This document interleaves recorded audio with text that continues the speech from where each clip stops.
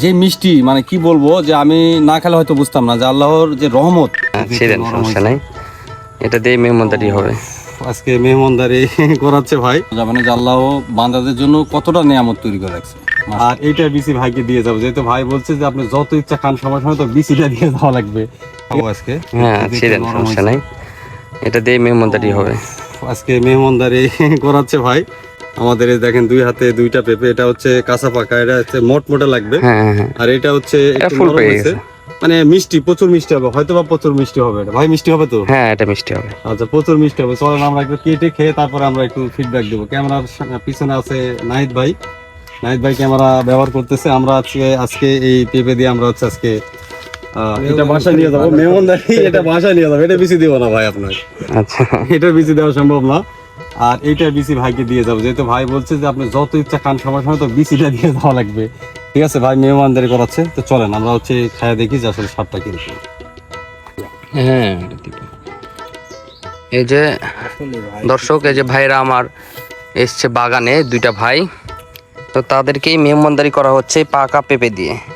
তো তাদের কাছে জানবো পেঁপেগুলো কেমন আর কি। ভাই, কেমন সুস্বাদুটা বলেন, স্বাদ? সুন্দর স্বাদ ভাই, হ্যাঁ, মানে এই পিপের যে এত স্বাদ, এটা কল্পনা করার বাইরে। মিষ্টি মিষ্টি আছে না? খুব মিষ্টি ভাই, এই যে প্রখর রোদ গেল, এই রোদের মধ্যে নামালে আসলাম একদম টাটকা গাছ থেকে, তো এত মিষ্টি হবে আমার ধারণার বাইরে।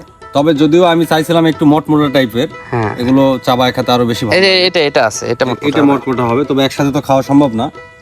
তো যে মিষ্টি, মানে কি বলবো, যে আমি না খেলে হয়তো বুঝতাম না যে আল্লাহর যে রহমত।